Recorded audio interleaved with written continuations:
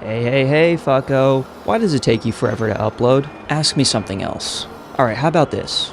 I haven't really gamed in a while. Teleporting around sort of takes up a lot of your time, you see. I party. I can tell.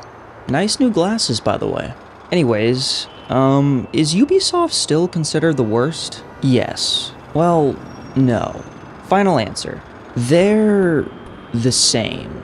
How do you define a game that's average? What's the telltale sign of mediocrity? What does the dreaded 7 out of 10 look like? I'm not too sure, but I am certain that the game I'm about to review, the newest masterpiece from Ubisoft, is a shining example of what stagnation looks like. Hold on, are you actually about to review a game instead of rambling on about artsy bullshit? You know, no one's asking for you to be here. So, Star Wars Outlaws. Does it deserve the hate and humiliation it's received? Yeah. It's made by Ubisoft. If anyone deserves an hour-long hit piece, it's them. You want to explain yourself? My god, does this game have problems. The hacking and lockpicking is tedious, the UI and menus are a fucking mess, the protagonist, Kay Vess, might be one of the most annoying protagonists I've ever had the displeasure of playing as. You leave, the Empire's gonna throw everything they can at you. We'll shake them. If you don't, we never met. The fate of the galaxy could depend on it. Man, you guys never stop talking, huh? The story is so hamstrung, I don't have nearly enough time to break down how poorly conceived it is. Underdeveloped characters, unnecessary cameos, and plot twists you saw coming from 10 miles away. And to top it off, this game costs $70 fucking dollars. It's an opportunity to make millions. But these problems aren't why I'm making this video. My biggest gripe with Star Wars Outlaws is how generic the whole thing is. My problem is how Ubisoft shamelessly threw in all their trademark mechanics and called it quits. It contains stealth and aggressive combat, simple puzzles, minigames, factions, and an open world to top it off. The usual suspects. How's our signature dish? Bland as fuck. What's bland about any of that? All that stuff sounds like a pretty good deal considering the game costs $70. I'm telling you, it's not even worth half of that. Well, are you gonna say why, or... For starters, let's just get the open worlds out of the way. Every planet you can visit is big, beautiful, and riddled with just enough artificial side quests to inspire a youngling killing spree. If you've played any open-world Ubisoft game, you've already played Star Wars Outlaws. Moving along, the puzzles here shouldn't even be referred to as puzzles. They're more like the gaming equivalent of wiping your ass. This is just one of the mind-bending puzzles the creative geniuses over at Ubisoft cooked up. Hey, buddy, hit that button.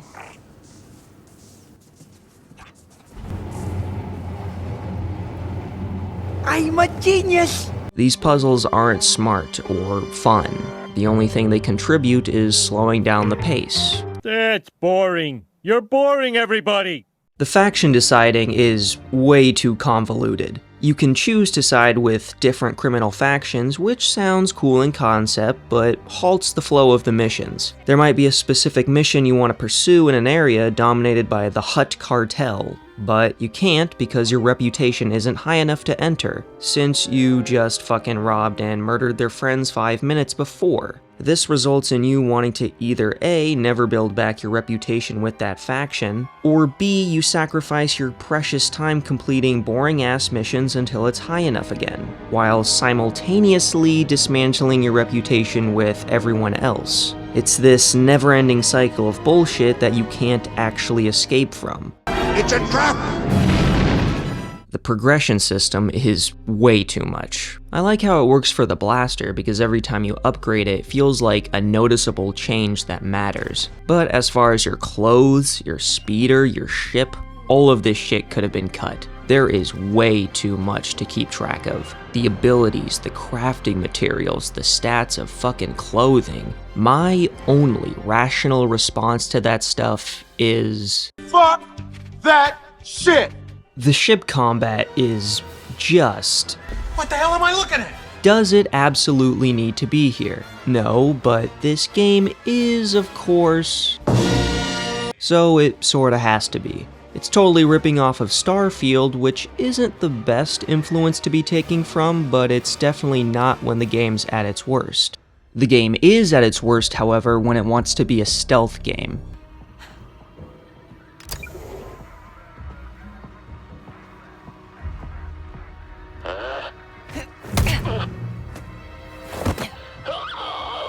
If I was gonna kill myself, do I slit my wrists this way or this way? Oh my god, is it boring. Waiting around, taking these guys out one by one without an ounce of suspense. The worst missions are the ones that require you to use stealth tactics to take these guys out. You're encouraged to utilize this, okay, yeah. This little abomination is adorable, but that's not gonna stop me from ripping into my favorite punching bag. The Stitch thing seems cool on paper, but I never really felt a practical need to use it, considering the fact that I could just melt the enemy's vital organs with fucking lasers. You know, it's a film for 12-year-olds. And that finally brings us to the main course, the part of the game where you actually get to shoot people with lasers. Surely it can't be that bad. Surely it must justify the $70 price tag. Surely it must save whatever's left of this game. Surely you can't be serious. I am serious. And don't call me Shirley.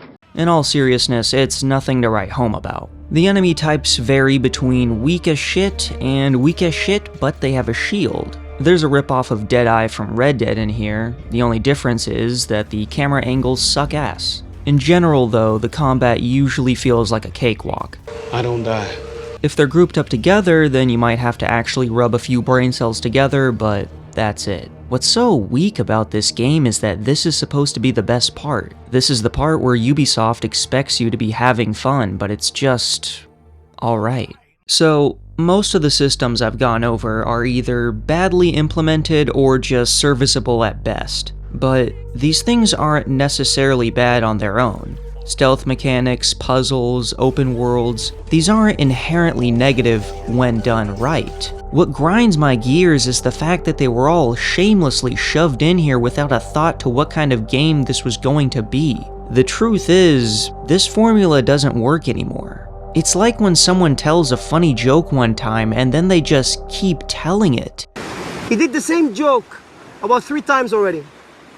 I don't think it's funny anymore. You can't put an open world in every game. You can't implement stealth tactics in every game. At a certain point, your game needs to be about something rather than everything. You can never make Star Wars fans happy, can you? No, you can't. It seems you can't make Ubisoft fans happy either. Does Ubisoft have fans? There's a lot I'm looking forward to in 2025. Doom the Dark Ages, Grand Theft Auto 6, even Subnautica 2. Believe it or not. You want to know why I'm so excited about these games? Other than the fact that their publishers have good reputations, well, broadly speaking. No. Wait. I know that these games will be vastly different from each other. I know which game will have a fun sandbox. I know which game will be an action-packed first-person shooter. And I know which game will make me shit my pants. I know that I won't be paying for soulless products. I'll be paying for games made by artists. Star Wars Outlaws is far from being the worst game I've ever played. It runs fine and the combat actually works, but it just can't help but be generic. This game centered around Star Wars could have been about anything. It could have been focused around dogfighting, or the open world, or the puzzles involving the deformed hamster, but instead it was only shipped as another Ubisoft game that contains all the usual suspects. Again. Why the hell are you talking about Star Wars Outlaws now? Hasn't everyone pretty much moved on from this game already? Yeah, that's sort of the point. The secondhand embarrassment I feel for Ubisoft hurts. Ubisoft gets treated like the town drunk on YouTube with good reason, and I really wanted these guys to clean their act up. I was hoping I'd give this video a title like Ubisoft Strikes Back, and I'd actually feel compelled to defend one of their newer games. But after playing Star Wars Outlaws for more than enough time, I can safely say that it doesn't deserve a defense. Really, this game isn't just disappointing, it's pathetic. There are no redeeming factors here, and it's a shame. It's a shame that I can't point to one part of this $70 game and say that it's different, or interesting, or even fun. At its worst, it's just a boring stealth game. But at its best, it's just generic AAA schlock. The bad stuff is bad, yeah, but the good stuff isn't helping either. Choices that don't matter, an open world that feels artificial, puzzles that are mindless, combat that isn't intense, and a progression system that's an overstuffed grind. That is the groundbreaking package that Star Wars Outlaws offers. I won't judge your taste. If everything I've gone over looks like it's up your alley, Then I am the droid you are looking for. Okay. but if Ubisoft had actually forced themselves to make something other than an Assassin's Creed game with Star Wars wallpaper, then there's a good chance I'd play it again. I honestly wouldn't have a problem if Ubisoft just made a tight 20-hour Uncharted ripoff set in Star Wars. I'm an easy person to entertain. I'm not a cynical bastard that hates Star Wars. This game is beautiful to look at, but it's not worth your time, and it's certainly not worth your money, because I have no doubt that you've already played something like it. Did I ever tell you what the definition of insanity is?